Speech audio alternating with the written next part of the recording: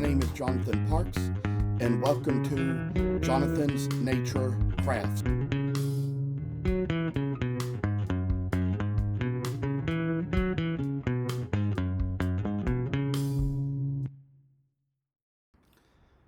I must inform you that I do not live in this house by myself, but live here with other people.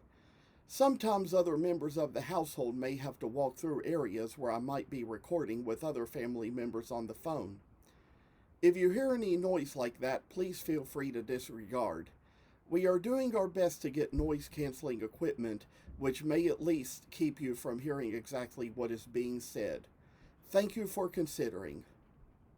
Well, as y'all might be able to see, there's kind of little messes in this corner. We might find a way to do something with them sooner or later, but did kind of take a notion to the side I'd get back on here and maybe kind of show a little bit more about this Ezekiel project I'm working on with these little lions heads like I have here, these little eagle heads like I have here that I've been working on, and decide for just a little moment I've kind of also shown how I've kind of also finally just drew some lines which are probably going to be a little bit hard to see in some of these, where I've kind of made the top of the head for the horns and little lines in which to place the ears.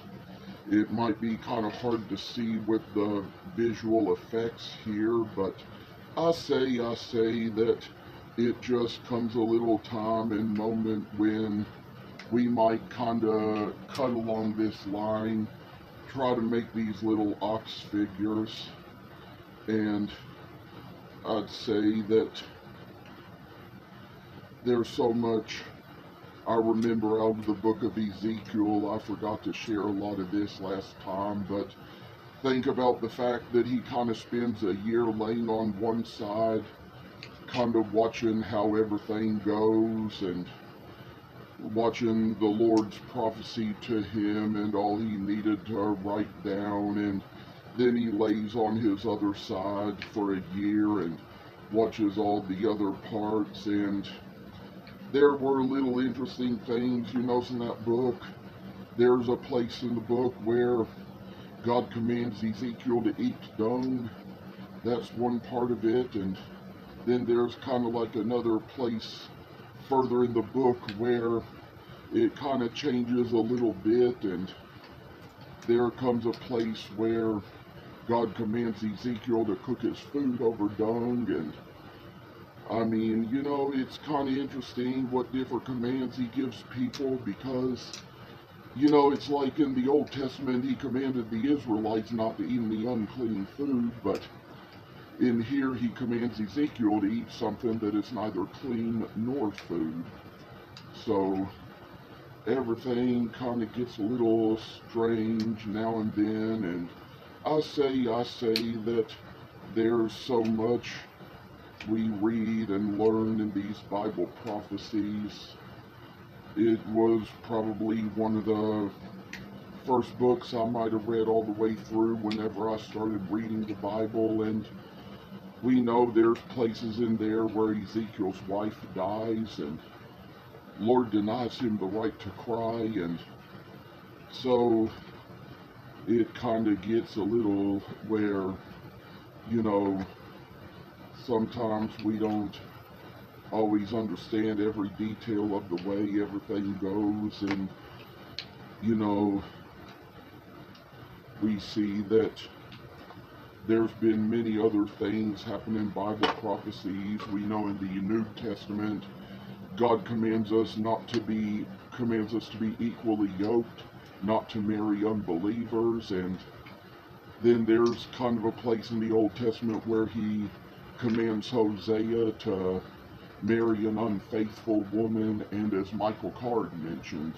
you know, he mentioned the fact that where God commanded Hosea to do that, and he said, and if you told me God was telling you to do that, I'd probably tell you to pray about it a little more. And sometimes, just sometimes, we see that there's been plenty of things mentioned throughout the Old Testament. Sometime or another, I even read the book of Jonah, and we talked about how, there's people like those prophets and all the fire they spoke with, all the fire and brimstone ways they preached, and even the fact that it's kind of like if you've ever seen that old Disney movie Pollyanna. There's one thing you'll kind of notice about that preacher was kind of fire and brimstone. Though the real reason he preached that way was because the woman down the street wanted him to. But there comes a place in the movie where he's like outside with some people on Sunday afternoon and saying to them, Isaiah, Jeremiah, Ezekiel, they all spoke with so much fire. I can't see giving my message with syrup.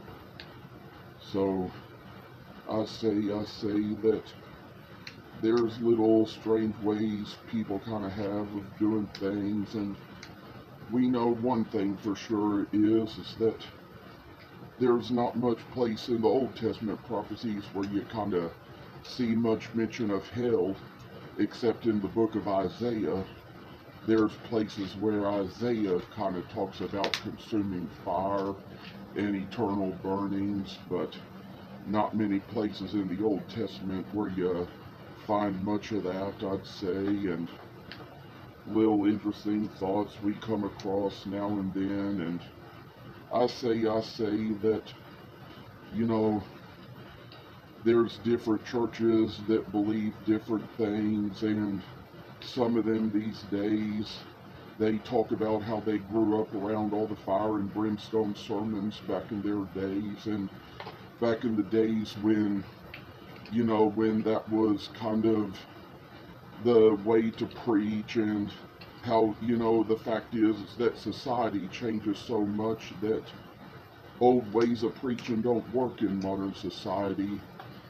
Back in the days, people used to say turn or burn, but that is just not something that in our society is often preached, because, we don't live in the same society that we used to back in the days when that was the way to preach. And so I could tell you all little stories about a time when back in, I'd say, like 2005 and 2006, I had a little MySpace profile.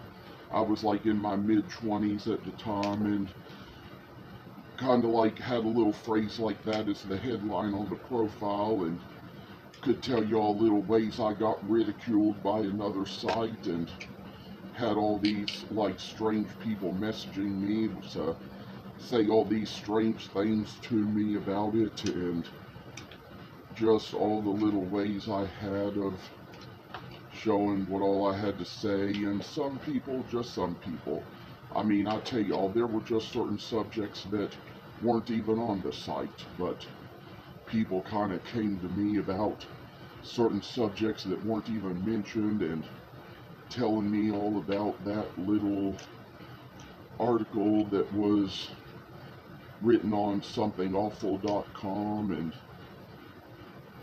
I'd say strange little things happened. But I just know one thing for sure, that you think about all the little visions of UFOs and things that Ezekiel saw, it was all just neat little things. I always enjoyed reading about them. There's also something in there that's quite similar to the Revelation. There's a place in there where, where God on a throne comes down in a manifestation and shows Ezekiel a scroll and asks Ezekiel to eat the scroll, and kind of have a little thing there where, scroll had the words in it that he was to preach. All he had to do was eat the scroll to preach the words. And think about how something similar to that happened with John in the Revelation. The angel showed him a little scroll and told him to eat it, and kind of said that it tasted sweet as honey in his mouth, but it turned his stomach sour. You know, I always enjoy reading these old Bible prophecies and seeing what they said. I tell y'all that as for this, I kind of got the ears cut out and the little top of the head cut out for the place where the horns should go.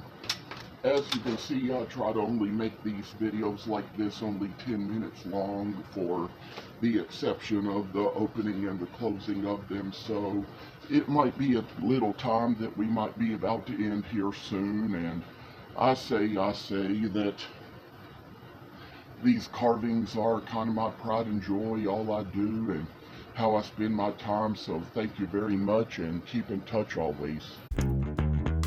Thank you for watching. Hope you enjoyed the video. And if you haven't already, please subscribe to the channel. I hope to see you in the next video. Stay tuned.